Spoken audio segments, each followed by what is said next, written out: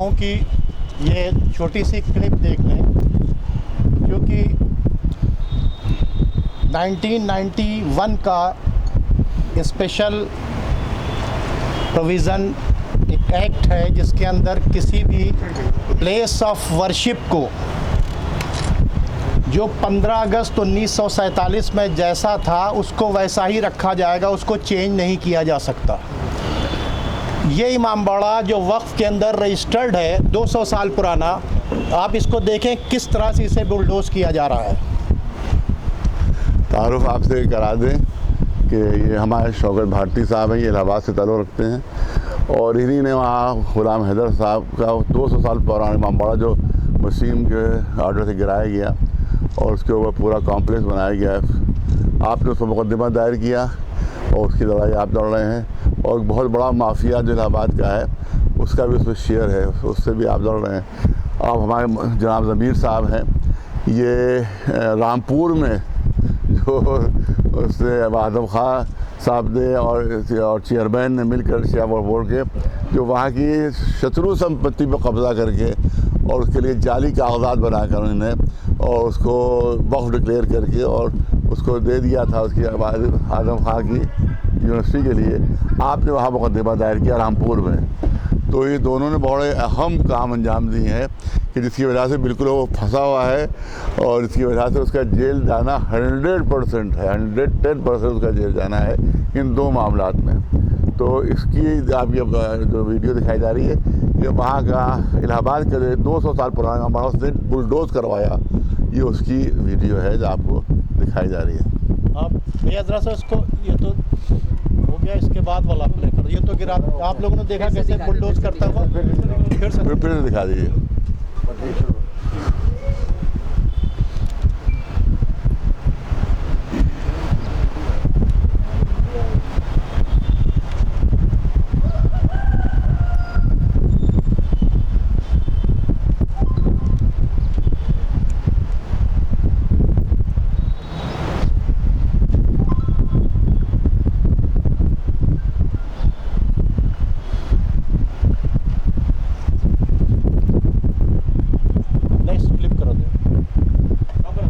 Next वाला line से continue है। हाँ बस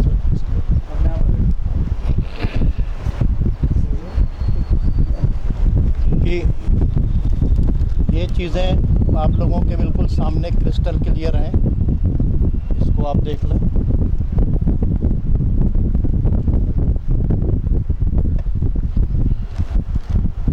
ये पुराने दर थे, पुरानी चीज़ें बनी हुई हैं, सब एंटीक्स थे, सारी चीज़ों को इन्होंने ख़त्म किया।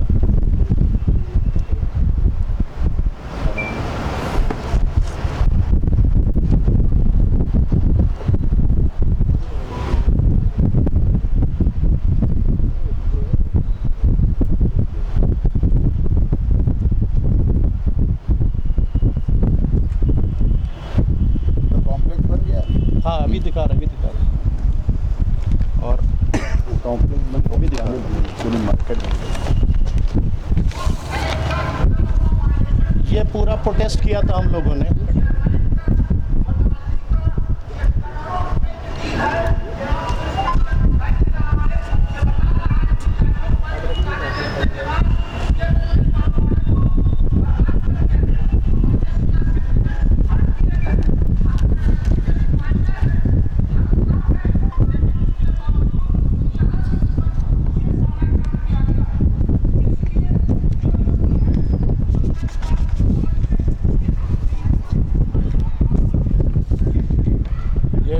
एडीएम है और ये एसपी सिटी है, ये लोग हैं, ये पूरी पब्लिक घेरे हुए प्रोटेस्ट हुआ है।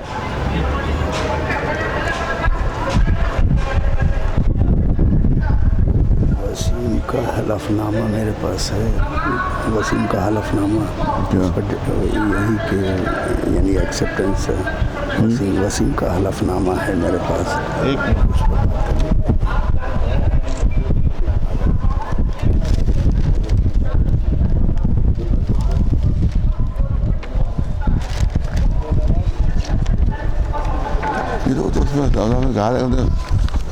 बॉक्स है, हाँ तो उसने तो ये डिक्लेयर किया कि बॉक्स है ये।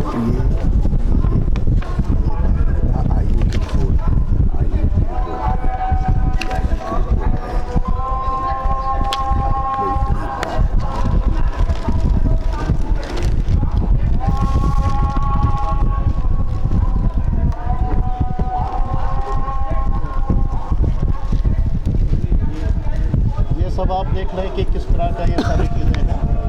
अब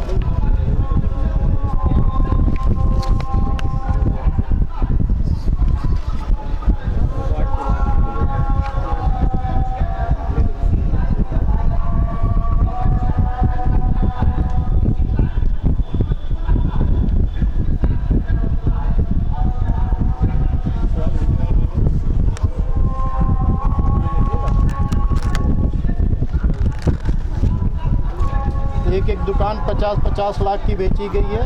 64 दुकान बनाकर 4 माला बिल्डिंग इसको खड़ी कर दी गई। ठीक है।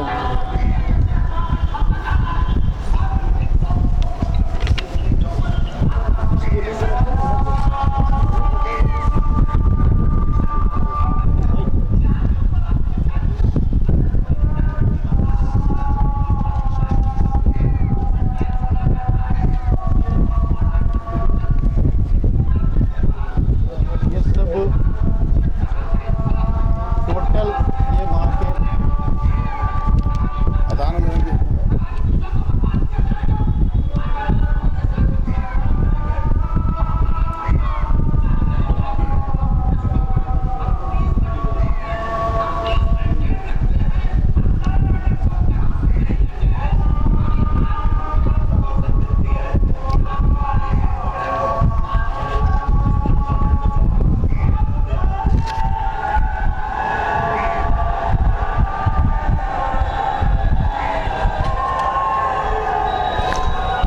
एक में तो हम भी शरीक थे वो। हाँ, इसके बाद वाले आप 1 महीने के बाद जब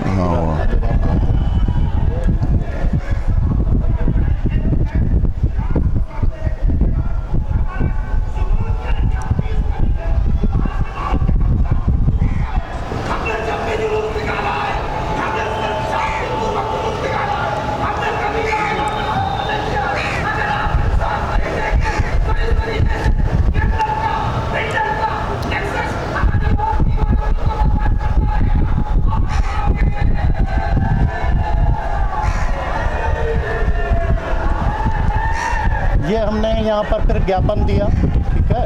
और इसमें मैंने डीएम से लेके पीएम तक को लिखा पढ़ी की। और ये तमाम जो है ये सब देखिए आप, ये देखिए तमाम अखबारों की रिपोर्ट्स हैं, सारे टाइम्स ऑफ इंडिया और ये वो जितने अखबारों की सारी रिपोर्ट्स हैं इसके अंदर ये सब चीज़ें हैं। और सबसे ये आपको दिखाएं कि पहले ये था, ये बिफोर है, ये आफ्टर है। ये पहले इमामबाड़ा जो था पहले कैसा था और अब कैसा है, आप लोग ये देख लें। ठीक है। ठीक। ये है वसीम रिजवी का वो नक्शा पास किया हुआ कि जाओ, ये नक्शा है 4 मारे का। ये वसीम रिजवी ने नक्शा पास करके वसीम रिजवी के दस्तखत के साथ में है। ठीक है। ये वसीम रिजवी ने इसके ऊपर कंस्ट्रक्शन करने की इजाज़त जो दी है उसका ये पेपर है। ये भी दिखा देता हूँ आपको।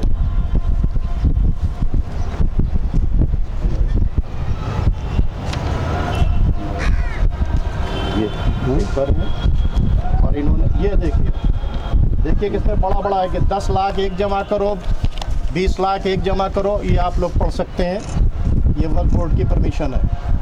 ठीक है। और जिसको इसकी कॉपी भी चाहिए वो ले सकता है।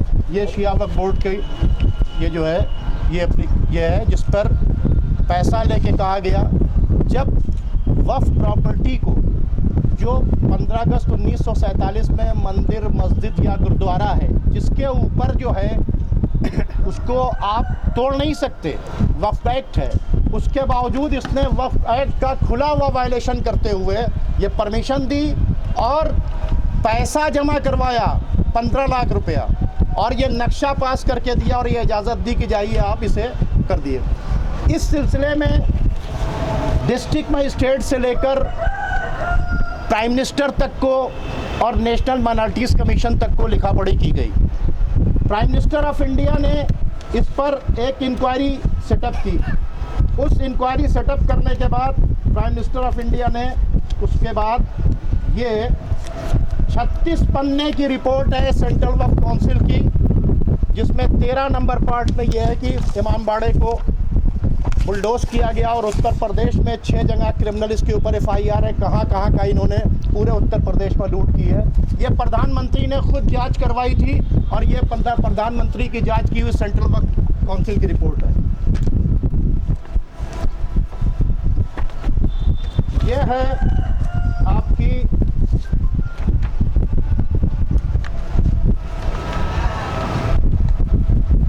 यह है प्लेस ऑफ वर्शिप एक्ट, जिसमें है कि 15 अगस्त 1947 में जो प्लेस ऑफ वर्शिप जैसे हैं as it is where it is रखे जाएंगे।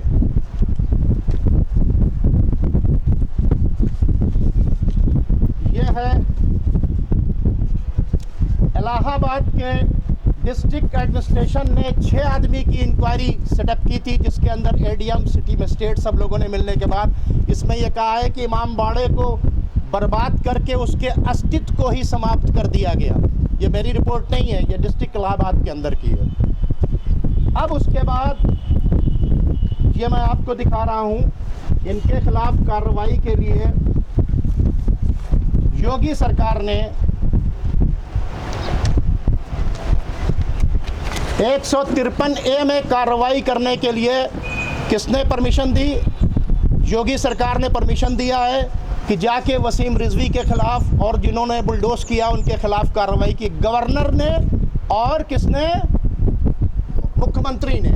और महीनों हो गए अभी तक इसके खिलाफ कोई कार्रवाई नहीं हो रही। ठीक है। इसके बाद माइनॉरिटीज़ कमीशन को जो शिकायत की गई थी, इसमें माइनॉरिटीज़ कमीशन ने DM और SSP इलाहाबाद दोनों को तलब किया 29 तारीख को। और तलब करने के बाद वहाँ पर इनको कहा कि जब आपको सारी इजाज़त मिल चुकी है तो उसके बाद आप वसीम रिजवी की और वकार रिजवी की क्यों गिरफ्तारी नहीं कर रहे हैं। ठीक है। ये कॉन्फ्रेंस हम लोगों ने इसी वास्ते रखी है। अब इस सिलसिले में आपको जो सवाल करने होंगे वो आप हमसे सवाल कर सकते हैं। बाकी बातें मौलाना साहब आपको डिटेल में बताएंगे कि हम ये सारे डॉक्यूमेंट्स और ये सारी एविडेंसेस आपके सामने हैं। एविडेंस की शक्ल के अंदर वो पूरी पब्लिक प्रोटेस्ट है। इमामबाड़े को कैसे गिराया गया वो है। वक्फ बोर्ड के चेयरमैन की रिस्पॉन्सिबिलिटी ये है कि वक्फ की चीज़ों को सेफ रखे। इन्होंने एक 1994 का जियो लगाया। जियो जो है वो जियो किसी भी इस इमामबाड़े के लिए अगर कोई खेत वक्फ किया जाए, कोई प्लॉट वक्फ किया जाए, उसे उस पर डेवलप कर सकता है। ये नहीं कि place of worship he bulldoze कर दो। यानी इमामबाड़ा चर्च गुरुद्वारा आप बुलडोज करके आप उसे कमर्शियल मार्केट पर नहीं बदल सकते। इन्होंने 4 माला कमर्शियल इमारत के अंदर कर दिया। तब इतने धरने के बाद अभी वो सील है, लेकिन इनके खिलाफ कोई कार्रवाई नहीं हो रही। क्यों कार्रवाई नहीं हो रही? खुद योगी के और क्या नाम है गवर्नर के ऑर्डर्स के बाद भी कार्रवाई नहीं हो रही है। इसलिए हम लोगों ने ये प्रेस कॉन्फ्रेंस रखी है। अब मैं गुजारिश करूँगा अली जनाब मौलाना सैयद कल्बे जवाद साहब क़िबला से कि इसके सिलसिले में अपने ख्यालात का इज़हार करें। बिस्मिल्लाहिर्रहमानिर्रहीम। क्योंकि उसने एक्सटेंशन के लिए अपना दावा पेश कर दिया इसमें अदालत में और सरकारी वकील ने तारीख ले ली है जवाब देने के लिए। सवाल ये होता है कि एक्सटेंशन कौन देगा? एक्सटेंशन की सिफारिश करेंगे योगी जी और एक्सटेंशन के ऊपर दस्तखत करेंगे गवर्नर साहिबा जो हैं, और दोनों ने लिखा हुआ है कि इसके खिलाफ 153 की कार्रवाई की जाए। तो कैसे ये बहुत इम्पोर्टेंट बात मौलाना साहब ये कैसे मुमकिन हो कि जिन्हीं ने 153 की कार्रवाई लिखने की सिफारिश की है वो इसको एक्सटेंशन दे दें? इसको तो जेल में होना चाहिए। उनको लिखना चाहिए इसको जेल भेजो, वजह एक्सटेंशन देने। ये 153 की कार्रवाई पर अमल करो। लेकिन ये अफसरों को फंसाए हुए हैं, कुछ लीडरों को फंसाए हुए। ये लीडरों को और अफसरों को फंसाने के सारे इसके पास फंदे मौजूद हैं और उनको लुभाने के सारे इसके पास हथियार मौजूद हैं। बड़े बड़े अफसरों को लुभा लेता है वो, और बड़े बड़े लीडरों को जो है वो अपनी तरफ कर लेता है वो, कभी पैसों के ज़रिए से और कभी और दूसरे तरीक़ों से कि जो यहाँ पर बताना मुनासिब नहीं है। वो चीज़ें पेश करके बड़े बड़े अफसरों को अपनी तरफ कर लेता है। तो योगी सरकार के भी कुछ बड़े अफसर इस वक्त इसके कब्ज़े में हैं। योगी सरकार के कुछ बड़े बड़े अफसर भी इसके कब्ज़े में हैं कि जो इसके कार्रवाई होने से रोक रहे हैं। किस तरह से उनको लुभाया है, किस तरह से उनको अपने कब्जे में से किया, कौन सा जाल डाला है, कोई हनी ट्रैप है या कोई दूसरा ट्रैप है, क्या है जिसकी वजह से वो अफसर इसके खिलाफ कार्रवाई करने पर तैयार नहीं है। हमारा सवाल ये है कि जब डीएम की कार्रवाई हो गई उसमें भी ये साबित हो गया कि मुजरिम है, और जब योगी सरकार ने भी कह दिया मुजरिम है, जब गवर्नर साहबा की तरह भी हो गए, तो इसको पकड़ा गिरफ्तार अब तक क्यों नहीं किया गया? सवाल ये है क्यों गिरफ्तार नहीं किया गया, ये हमारे अफसर बताएंगे। हमारे जो माइनॉरिटीज़ कम्युनिटी की सेक्रेटरी हैं वो बताएंगे, और उसके अलावा जो माइनॉरिटी के जो वो है यहाँ के ऊपर मिनिस्टर, वो बताएंगे कि आखिर क्या वजह है कि इसको इतनी छूट दी जा रही है और इसको गिरफ्तार नहीं किया जा रहा है। ये जवाब दो आदमी देंगे, एक तो जो माइनॉरिटी मिनिस्टर है वो देंगे जवाब, और दूसरे जो माइनॉरिटी के सेक्रेटरी हैं वो जवाब देंगे कि क्यों इसको गिरफ्तार करने तो रोका गया है, क्या वजह है इसकी इसको इस तरह से आज़ाद छोड़ा गया है। दूसरा चीज़ ये है कि वहाँ के ऊपर रामपुर में इसने 80 बीघे ज़मीन जो थी वो 86 बीघा 2 बिस्वा ज़मीन, उस पर जाली कागजात बनाकर उसने वक्फ के और उसको यूनिवर्सिटी को दे दिया था, आदम खान यूनिवर्सिटी को, जिस पर हमारे ज़मीर साहब ने मुकदमा दायर किया है और जिस पर सैयदैन जो है वो पकड़ा जा चुका है, जेल में है इस वक्त, और उसी पर आदम खान जेल में है। एक मुकदमा उनके पास ये भी है लगा हुआ, उनकी बीवी भी जेल में है, वो भी जेल में है, और वक्फ बोर्ड का जो सबसे पुराना अफसर है सैयदैन जिसके अंडर में काम करता है वो जेल में है। तो सवाल ये होता है ये सब जब जेल में है तो ये क्यों छूटा हुआ है जो मेन है? बगैर इसकी मर्जी के क्या वो ज़मीन चली जा सकती थी? पूरे इसने डॉक्यूमेंट तैयार किए, जाली डॉक्यूमेंट उसको और उसको कह दिया ये FIR इसके खिलाफ। ये है इशरत अली खां, ये आईओ है थाना अजीम नगर रामपुर। ये इनकी रिपोर्ट है इसमें पूरी। उन्होंने बाकायदा ये कि अभियुक्त सैयद वसीम रिजवी द्वारा वक्फ बोर्ड के चेयरमैन के पद पर आसीन रहते हुए तत्कालीन मंत्री आदम खान से दुर्विसंधि कर अब पता नहीं मुझे मालूम नहीं साठगांठ करके अभिलेखों में आपराधिक षड्यंत्र के अंतर्गत, ये आयु लिख रहा है वहाँ का, आपराधिक षड्यंत्र के अंतर्गत कटु रचित वक्फ के दस्तावेज तैयार किए। रचित दस्तावेज के लिए उक्त कृत्य अभियुक्त द्वारा किया गया व्यक्तिगत कृत्य है, न कि शासकीय कर्तव्यों के निर्वहन में किया गया। इसमें हुकूमत का कोई दखल नहीं है, बल्कि उसने अपने तौर पर ये सब काम ये जारी किए हैं। ये FIR में आयु ने पूरा लिखा रिपोर्ट, आखिर इसको अभी तक गिरफ्तार क्यों नहीं किया गया इस रिपोर्ट पर? जबकि इस केस में तकरीबन 6 लोग जेल जा चुके हैं, वक्फ बोर्ड के लोग जेल जा चुके हैं। क्या इसकी मर्जी के बगैर बना होगा? ये जो सबसे सीनियर वहाँ का क्लर्क है वो जेल गया है, इस पर सईद जेल में है। दूसरा एक है रहमत, उसके खिलाफ भी है, वो फरार है, वो फरार है, कुर्की का नोटिस लगा। तो ये सब वक्फ बोर्ड के कर्मचारी पकड़े जा रहे हैं, जिससे मेन है अभियुक्त उसको क्यों नहीं पकड़ा गया है?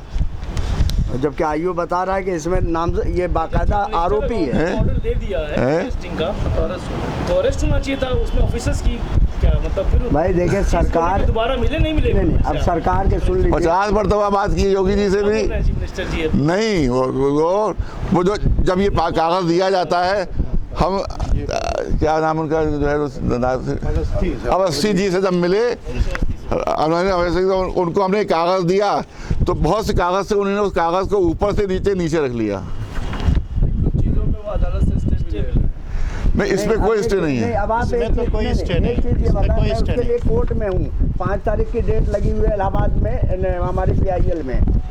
आप 11 अक्टूबर 2019 को CBI का गठन करते हैं, 11 अक्टूबर 2019 को, जब एक आदमी को वित्तीय अनियमितताओं वक्फ बोर्ड में यानी खुर्द बोर्ड बेचना सारी चीज़ों के खिलाफ आप CBI गठित कर रहे हैं 11 अक्टूबर 2019 को, तो आपने किस रूल के तहत आपने एक्सटेंशन दे दिया?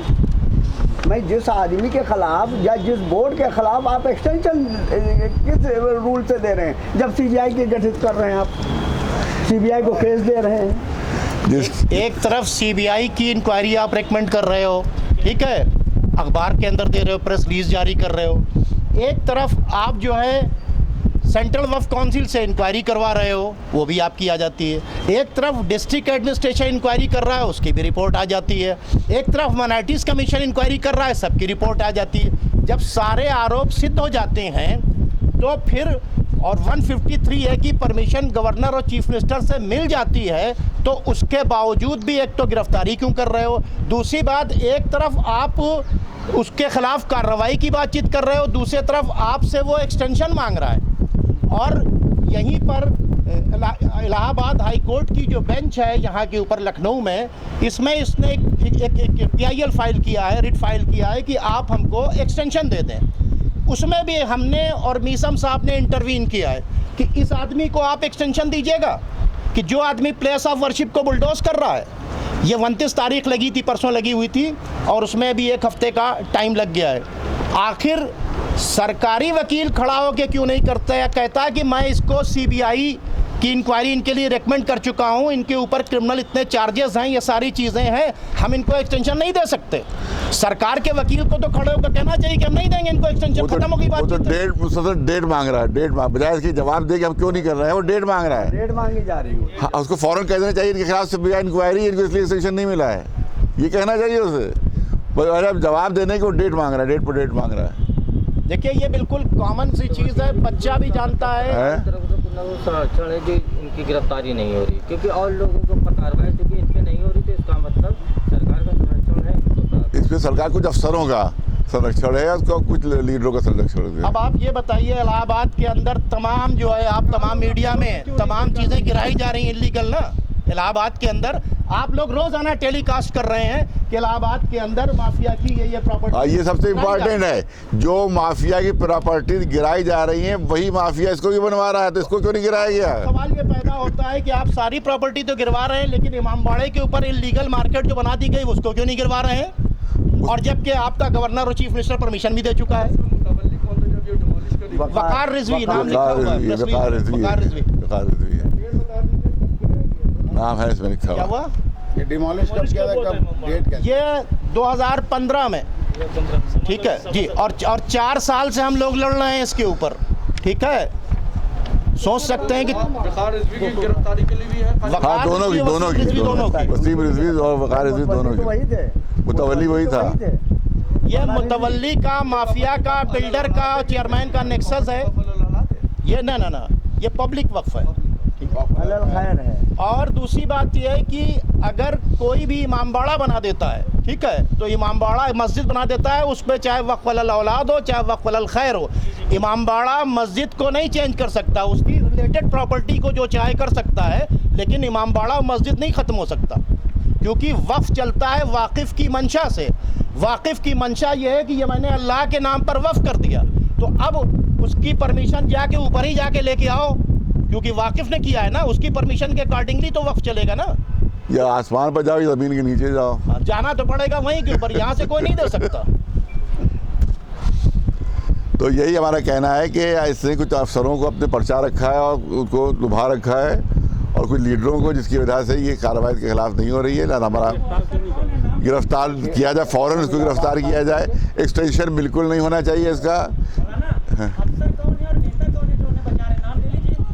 अरे भैया, आप नाम लेने में दिक्कत है, नाम लेने में दिक्कत है। ऑफिसर का नाम, किस का नाम लिया जाए? ऑफिसर का नाम लिया जाए इसलिए कि भाई अगर इलाहाबाद का वफ़ किया है तो इलाहाबाद का ऑफिसर है, मुजफ्फरनगर का वफ़ किया तो मुजफ्फरनगर का ऑफिसर है, आगरा में अगर वेस्ट किया तो आगरा का ऑफिसर है, लखनऊ के अंदर गए तो लखनऊ का ऑफिसर है। जहाँ जहाँ उसने, उत्तर प्रदेश में 36 पेज की रिपोर्ट है, एक जगह नहीं है, पूरे उत्तर प्रदेश में जितनी लूट की है 36 पेज की, तो हर जगह के ऑफिसर्स हैं। इसके मतलब कहीं ना कहीं से कंट्रोल है, वो इतना पावरफुल है कि सारे ऑफिसर्स तो ऐसे नहीं हो सकते हैं। इट मीन्स कि something is black into bottom, दाल में कुछ काला है।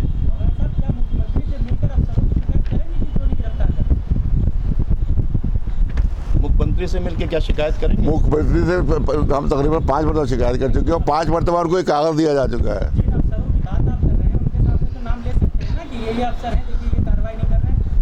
उनको सब मालूम है, खुद भी उनको सब मालूम है कौन नहीं कर रहा है। इसका मतलब क्या है? क्यों वसीम रिजवी टहल रहा है, क्यों इस तरह की बयानबाजियां दे रहा है, और उसके बयान किसको सूट कर रहे हैं ये भी सबको पता है। दिया जाता तो तलब कैसे करता? भाई नेशनल माइनॉरिटी कमीशन ने उसी आधार पर डीएमएसपी को तलब किया था। डीएमएसएसपी को तलब किया कि नहीं, क्यों तलब किया? भाई नाम दिया गया तभी तो तलब किया गया है। तो सवाल ये पैदा होता है कि बहरहाल ये एक ऐसा जी जी भैया सवाल तो यही पैदा होता है कि वही एक्ट तो उसके गले में पड़ गया है, उसी एक्ट को तो वायलेट किया है वो। अरे तो अभी वो किया है, अभी खत्म तो नहीं हुआ है। देखिए वक्फ एक्ट को खत्म करने के लिए वक्फ एक्ट को बदलना पड़ेगा। मथुरा वाली कल ही खारिज हुई है। ना मेरी बात सुनिए, वक्फ एक्ट को चेंज करने के लिए पार्लियामेंट में वक्फ एक्ट पहले चेंज करवा लें, फिर उसके बाद बातचीत करें। वक्फ एक्ट को चाहे कोई भी सरकार हो, चाहे ये सरकार हो, चाहे अगली सरकार हो, कोई भी प्लेस ऑफ वर्शिप एक्ट को चेंज नहीं कर सकता जब तक पार्लियामेंट में बैठ के रेजोल्यूशन पास करने के बाद एक्ट न चेंज कर दिया जाए। तो कानून से सरकार कानून से चलती है, और कानून जो है वक्फ एक्ट जो है वो बना हुआ है, उसके अकॉर्डिंगली चलेगी, चाहे कोई भी सरकार उसे चलना पड़ेगा। दूसरी चीज़ की स्टे 6 महीने से ज़्यादा नहीं चलता है, इसको स्टे लिए हुए साल भर हो गया, कैसे स्टे खत्म हो चुका है इसका, उसके बाद भी गिरफ्तारी नहीं हो रही है। जो खत वो लिखते हैं प्रधानमंत्री को, वो डाकिया रास्ते में कहीं फेंक देता है, आज तक प्रधानमंत्री को जवाब ही नहीं आया उनके खतों का। 200 से ज़्यादा खत लिख चुके हैं ना, प्रधानमंत्री ने उनको जवाब दिया ना। हाँ, एक जवाब भी तो मांग लें कि क्या जवाब दिया। वो मीडिया में दिखाते हैं, लेकिन उनको कभी कुछ जवाब भी आता है चिट्ठी का। डाक सेवा में भी वो मुकदमा करेंगे। वो डाकिए की गिरफ्तारी का मुतालबा किया उसने। बहुत बहुत शुक्रिया आप हजरात का। ये प्रेस रिलीज मिल गई आप लोगों को, तो इसी पे पूरा डिटेल इसी के अंदर मौजूद है। बहुत उर्दू वाली चाहिए, हिंदी वाली प्रेस रिलीज आपको दे दीजिए।